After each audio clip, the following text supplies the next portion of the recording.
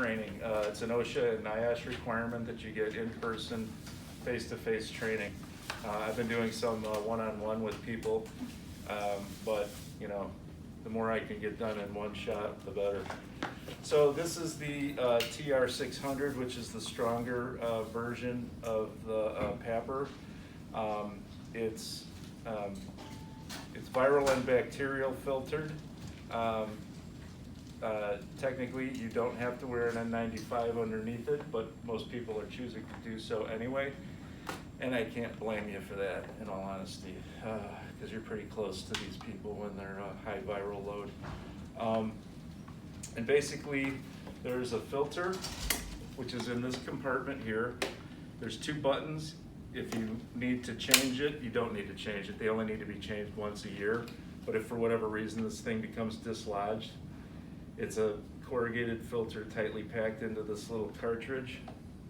You just basically, you know, catch the little teeth there, and then you squeeze it till it clicks. Okay. This is the battery pack. There's a little button that says test.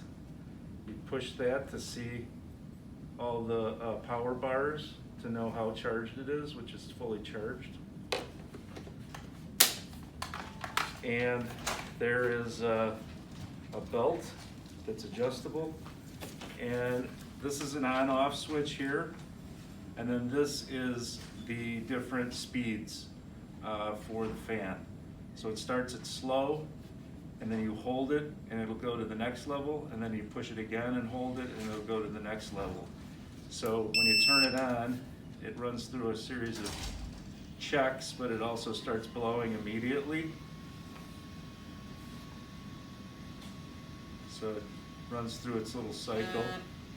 Now that buzz indicates that everything's good. You push this and hold it to move to the next level. Push it and hold it to the next level. Most people seem to like the highest setting, just there's more airflow.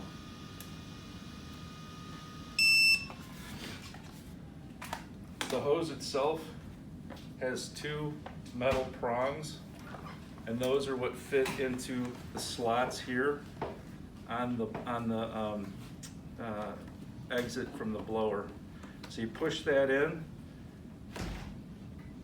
like a quarter twist clockwise, and that locks it into place. This is a connector that's specific for these gray hoods. The gray hoods are made out of a washable material. You can only wash the outside. You can't wash the inside because it's fabric. Everybody gets one of these who is on the trauma call team, OB call team, day call takers, and the intubation team. And also, if you can't fit an N95, you get one of these. Those people all get top priority for getting these because there is a limited quantity of them. And then after that, you know, of course, if you have a COVID positive case, you know, come get one. So, so basically there is a framework for this hood. I found the easiest way to get it in there is to go with the blower end first, because there's an elastic opening here. You kind of need to sort of open it up a little bit to stuff it in there. And this is what you would do first thing once you get on your shift for the intubation team.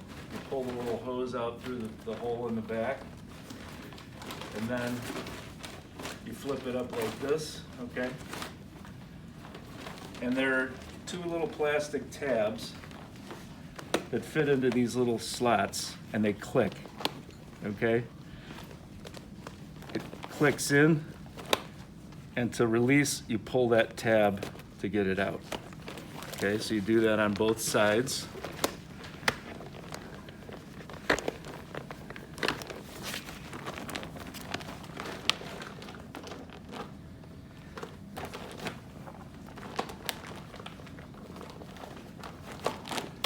Okay, so that's that. Todd, do you adjust the head frame first before you put it in? Right. So there's a little adjustable thing on the back here.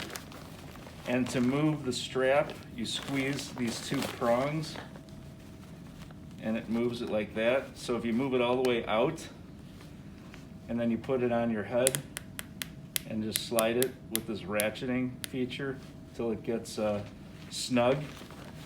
The problem with making it too tight though, I found, is once you put this on your head, sometimes, you know, if it was tight when you fitted it, the strap just won't make it over your head, so you might have to work it down or have somebody else kind of work it onto your head. So to get your head in here, just kind of open this thing up. I put my chin down like that and then pull it over.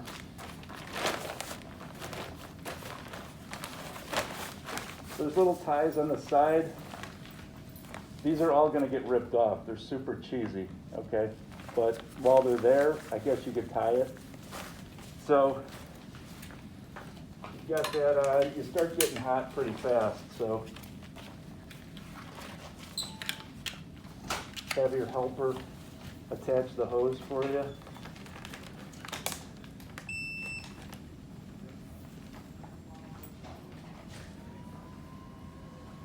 Okay. And then adjust this thing so that it's tightened up. That's pretty much it, okay? And then after that, you put on the rest of your PPE. You get your shoe covers on. I put the blue gown over this. It will stretch over all of this, believe it or not. And it covers you up to about here, okay? You got all that on.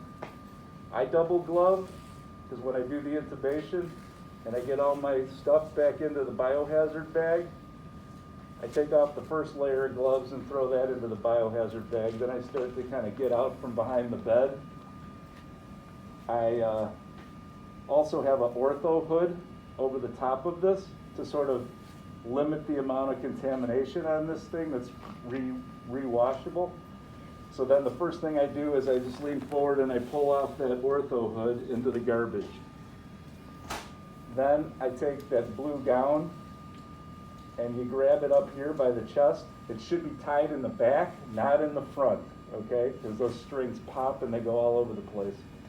So if it's tied in the back, you just grab it by the chest up here and just pull it straight forward. The whole thing rips off, which is why I'm not a fan of the bunny suits, because there's a whole lot of like maneuvering to get in and out of it, and I think you're just risking more contamination potentially, even though you feel like you're covered up better.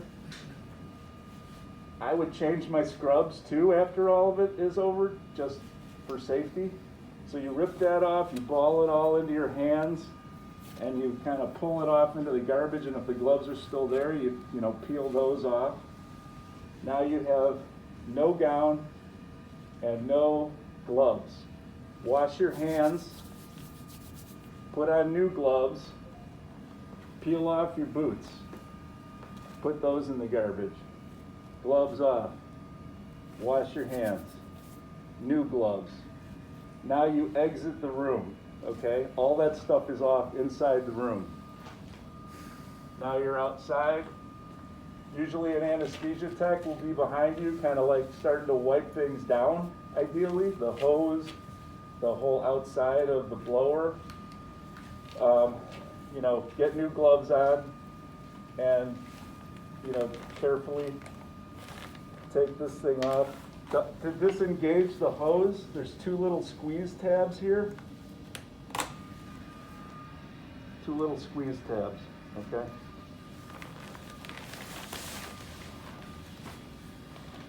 Just like that.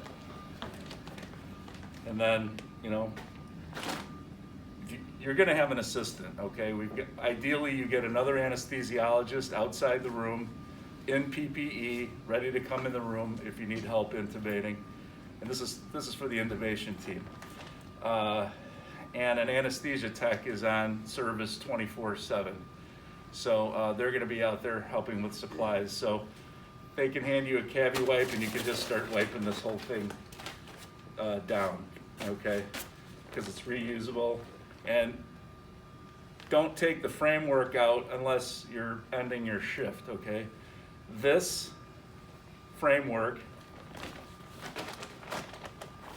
the hose and the blower, after you've wiped them all down with Cavi wipes, all go into a bag that's in the Papr container. They don't want to contaminate the container when we send it back for reprocessing, so all that stuff, the framework, the hose, and the blower all go into this bag, tie it in a knot, put it back in the bag,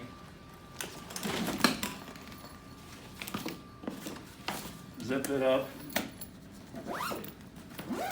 and then this will be exchanged for a reprocessed unit, okay? We have 3 of these units at our disposal every day down here in Maine OR. OB gets 1. And if it's not used, if it's not opened, it doesn't need to be returned. Only the ones that got used need to be reprocessed. After each intubation or end of the day? No, end of the shift. So you could potentially do that if you really wanted to, but I don't think it's necessary or efficient. I mean, you're wiping it all down. Basically, they're going to wipe it down with Cavi wipes too. That's essentially the process. The only thing they do differently is pause it.